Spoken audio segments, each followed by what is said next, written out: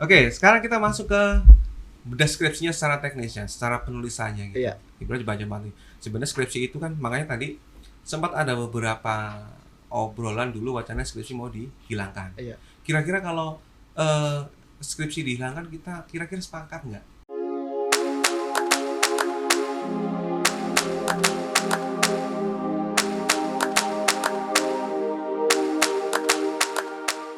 Berpendapat nggak? Punya pendapat lain nggak?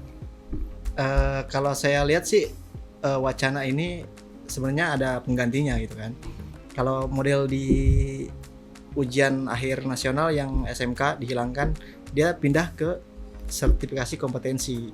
Jadi lebih fokus ke bidangnya yang dia kuasain sebenarnya. Oke. Jadi kalau ujian nasional itu kan sebenarnya terlalu umum. Jadi emang Terima kasih, wah, terima mantap kasih, nih, Pak Des. terima kasih. terima kasih ya. Ada lagi tuh, ada. Tolong selek sama pelat durian itu tolong diambil ya. Nah, Silakan. jadi kalau skripsi yang dihilangin, mungkin penggantinya jadi lebih ke penerapan, bener-bener si mahasiswa ini harus nerapin ilmu yang dia punya selama 1 semester.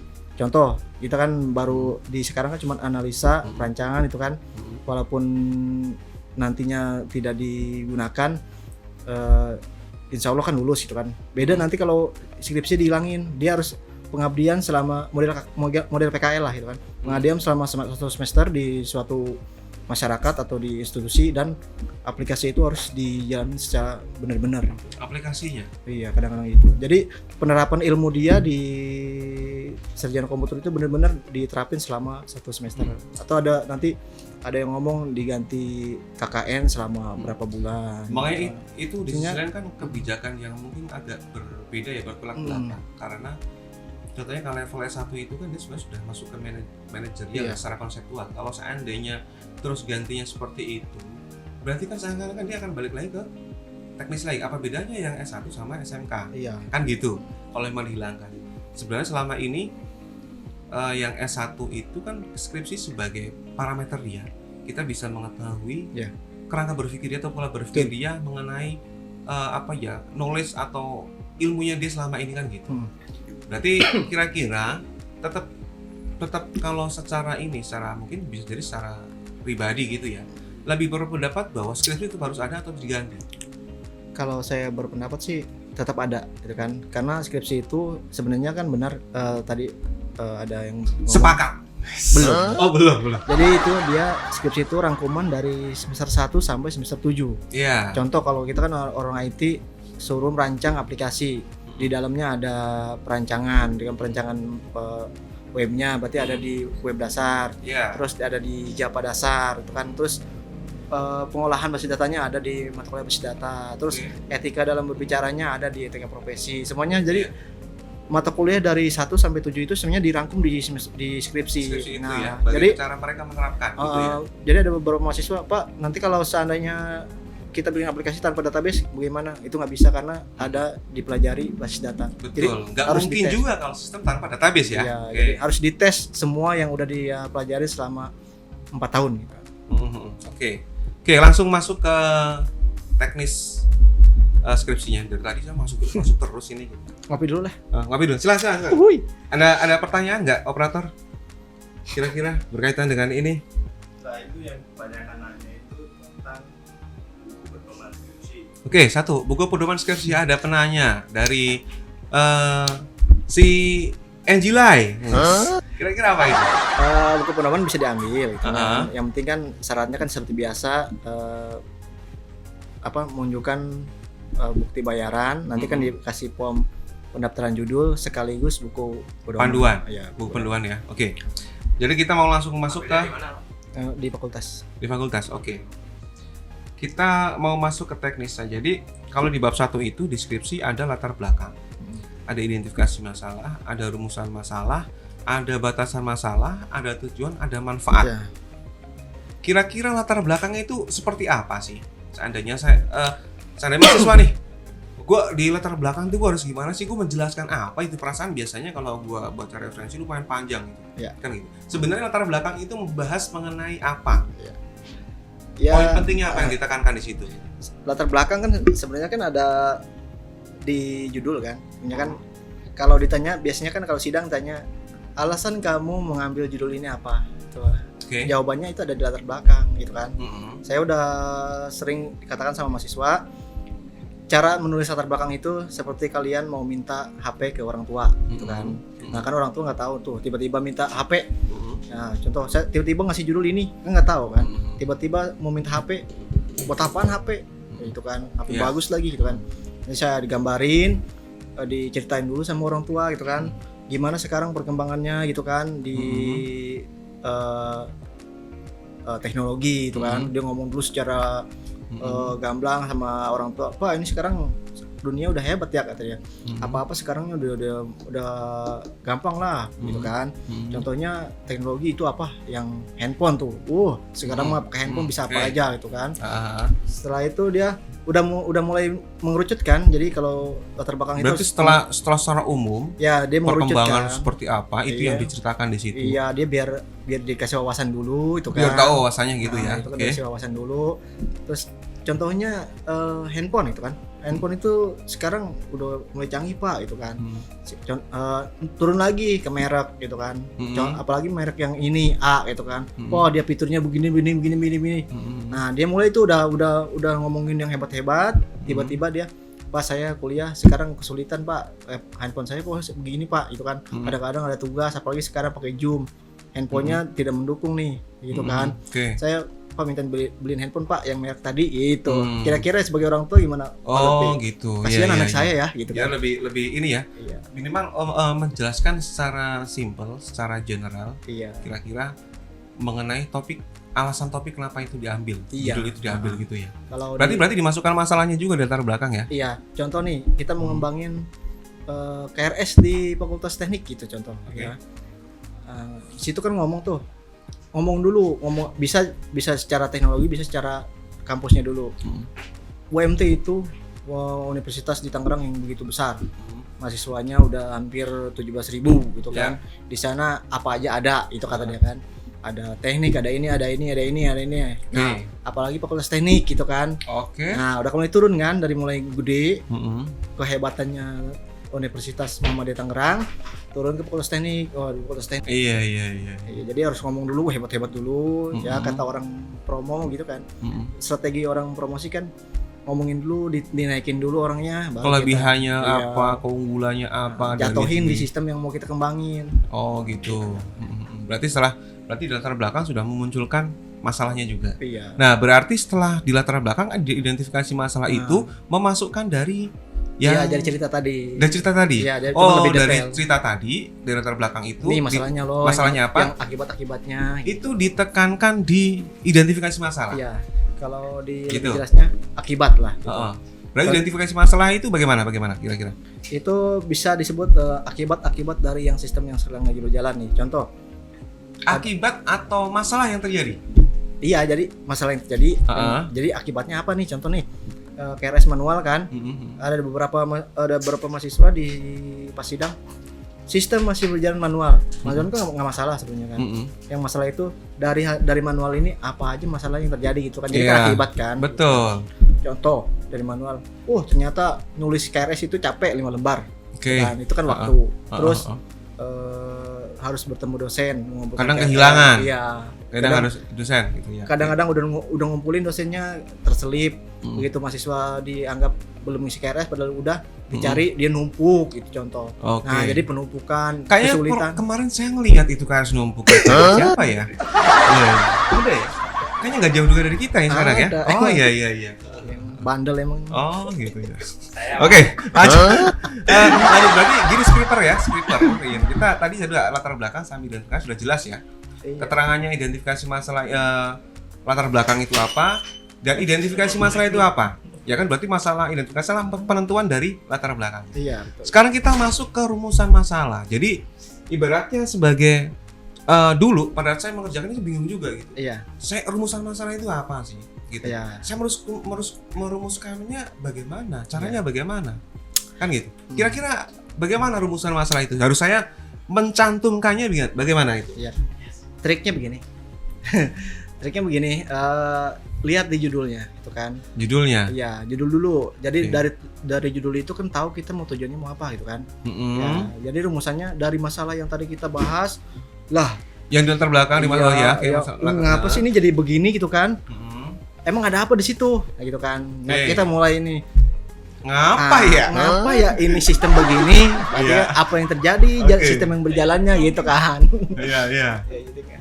Jadi Oke. harus tahu dulu, kok bisa begitu sih gitu kan. Mm-mm. Jadi kita jadi rumah pertanyaan nih, saya pengen tahu. Jadi kan tujuan menganalisa kan jadi kan. Mm-mm. Berarti saya harus analisa nih kenapa dia bisa macam-macam begini nih, masalahnya muncul-muncul gitu kan. Oh iya, iya, iya. Itu jadi timbul dulu pertanyaan. Kedua, lihat judulnya apa? Contoh kan di sini kan rancang bangun Mm-mm. aplikasi. Udah dari judul udah kelihatan tuh, ya kan? Rancang bangun gitu kan. Mm-mm. Tujuan dia mau ngerancang nih dari yang masalah yang tadi Dari rancang dan membangun. Oh iya, udah dari rancang membangun. Oke, lanjut. Berarti rumusan masalah itu cara menyelesaikan masalahnya. Iya, Begitu dari masalah, identifikasi masalah iya, itu. Ya? dia harus tahu dulu kita. Contoh judulnya efektivitas belajar mengajar dengan menggunakan Zoom. Oke. Ya, berarti kan kita dari judul itu kan udah tahu tuh rumusannya. Mm-mm. Kita harus mengetahui apakah sudah efektif atau belum itu kan. Mm-mm. Dari judul tadi efektivitas belajar mengajar dengan menggunakan Zoom. Berarti kan apakah sudah efektif itu kan pembelajaran dengan Zoom. Nah, itu berarti harus pakai survei itu kan karena kaitannya Kalau gitu. efektivitas. Berarti kalau seandainya di fakultas salah di teknik informatika kan biasanya kalau ada pertanyaan apakah itu berarti kan itu bertanya lagi. Berarti kan harusnya kemungkinan bagaimana sudah masuk ke menyelesaikan masalahnya itu ya. Nah, itu jawabannya di bab 4 gitu. Bajalnya Bapak ya. Oke, itu ya. Skriper menyelesaikan masalah itu di rumusan masalah. Jadi setelah sudah ketemu nih masalahnya nih, kita selesaikan, Anda cantumkan di rumusan masalah. Setelah ketemu masalah dan mau menyelesaikan masalahnya, yang di situ ada namanya batasan masalah. Batasan masalah itu seperti apa kira-kira? Yang dibatasi apa sih sebenarnya? Yang dibatasi bisa berupa sistem yang mau dikembangkan. Contoh, dia mau ngembangin Android, ternyata dia bisa di running cuman di Android yang versinya yang lebih tinggi. Contoh, bisa di sistemnya, bisa di ruang lingkupnya. Contoh itu kan. Kalau di KRS berarti ruang lingkupnya saya mau fokus di KRS di anak-anak semester angkatan 2 angkatan gitu bisa. Jadi bisa ruang lingkup, bisa dari sistem yang mau dikembangin. Bisa dari ruang lingkup terus Iya, ataukah bisa juga batasan itu setelah kita mengetahui batasan itu dari yang mau diselesaikan. Dari rumusan masalah sama identifikasi masalah. Iya, bisa. Dari rumusan masalah ya, berarti ya batasan itu apa yang diselesaikan gitu ya. Oke. Setelah batasan masalah, di situ ada tujuan. Nah, bagaimana ini tujuan sebenarnya? Apakah nggak di awal? Tujuan di awal kali ya. Iya. Tujuan saya mau skripsi apa kan gitu. Iya. Tapi secara penulisan Iya. Kira-kira mayoritas biar saya tahu juga tujuan saya skripsi apa itu apa saja kira-kira. Iya. Kan udah dari susunannya emang udah benar itu kan. Kita kasih tahu dulu masalahnya apa. Walaupun kalau ada apa-apa diceritain dulu masalahnya apa, terus apa aja yang nanti yang akan dikembangkan. Nah, berarti kan baru ngomong kan. Jadi Pak mau ngapain ke sini gitu kan. Kalau ngobrol kan sama orang. Ini Pak, tujuan saya mau ngerancang sama ngebangun gitu kan. Itu kan jika judul lagi. Kalau yang tadi kan tinggal ngerubah, sebenarnya tinggal ngerubah dari rumusan masalah. Dari rumusan masalah ya. Rumusan masalah ada 3. Ya nanti tujuannya harus dijawab 3-3-nya. Salah satunya itu ya, penting ya. Kalau ada 4 ya 4 gitu. Berarti itu secara teknikalnya. Berarti kalau secara akademik yang institusi persyaratan itu dimasukkan di tujuan ya. Iya. Sudah persyaratan ya. Iya, betul. Oke. Setelah masuk di tujuan berarti lanjut lagi ke manfaat. Manfaat skripsinya ya. Iya. Gimana itu manfaatnya? Segi apa saja kira-kira? Kalau di laporan yang udah berjalan kan biasanya kan emang manfaat ini harus ada di beberapa lini gitu kan. Contoh buat mahasiswanya sendiri, manfaatnya apa dia ya. Jadi manfaatnya bukan kata kerja lagi gitu kan. Kayak tadi kan tujuannya membangun gitu kan. Jadi di manfaat jangan ada membangun lagi lebih ke impact-nya gitu ya. Kata saya kan agak ke kata sifat lah gitu kan. Meningkatkan, mempercepat itu kan manfaat. Menambah. Ya, itu kan udah bukan lagi kata kerja itu kan. Itu perbedaannya tujuan sama manfaat. Manfaat itu ibaratnya hasil yang didapatkan gitu ya. Meningkatkan ya seperti itulah gitu kan.